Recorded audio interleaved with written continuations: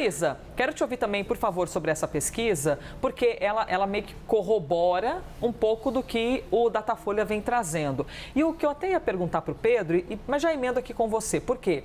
Você tem um momento de bateção de cabeça entre integrantes do governo. A galera pensando assim, para lá. Quem é que não está se entendendo? É a gente que não está entendendo a sociedade, a gente que não sabe se comunicar, os nossos programas que estão um pouquinho envelhecidos, talvez a gente deveria lançar coisas novas e não ficar tanto no PAC, o Bolsa Família, né, trazendo, renovando, colocando mais água no feijão de programas antigos, ou é a oposição que está sendo fantástica e fazendo um barulho extraordinário com a comunicação, principalmente nas redes sociais? Oi, Elisa, bom dia agora. Bom dia. Calma para você e para o Pedro. Elisa, eu acho que tem duas questões, né? A gente tem... Vou tirar o ponto aqui que eu estou me escutando, daqui a pouco eu viro meme na internet, então vou tirar aqui.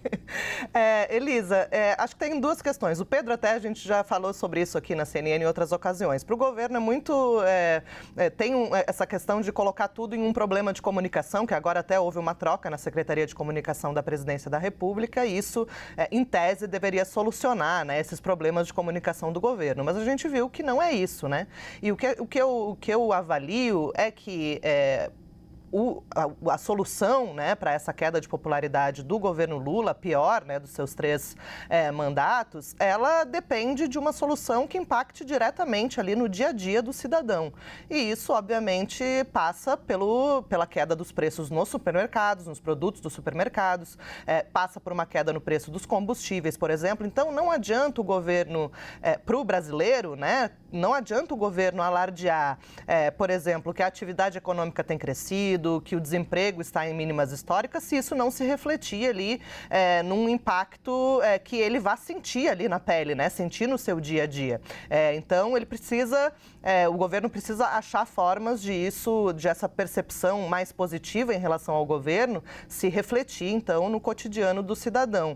Além disso, Elisa, como você disse, até agora, o 3º mandato do governo Lula, ele não conseguiu ainda emplacar o seu marco, né? Um programa social que seja aí o marco desse novo período do que a gente costumou chamar de Lula 3, né? A gente viu, por exemplo, que houve a construção ali do programa Pé de Meia, que foi construído para ser essa vitrine do governo, mas teve esse impasse junto ao Tribunal de Contas da União. Vai ser preciso readequar esse programa ao orçamento, que deve ser votado então depois do Carnaval. Tudo isso também vai ser um desafio para o governo junto ao Congresso nesse momento.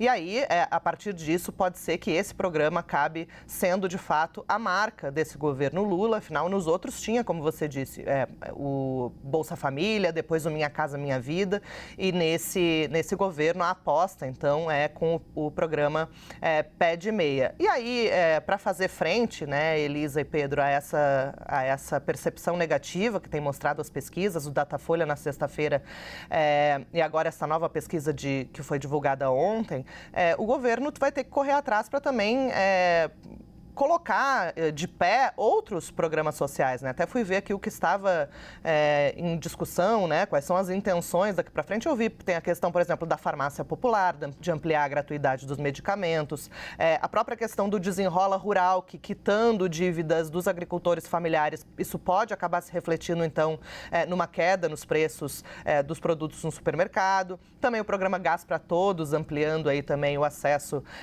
a gás gratuito. Então, isso tudo pode ser que seja uma reação do governo para tentar fazer com que as próximas pesquisas não sejam tão ruins para o governo.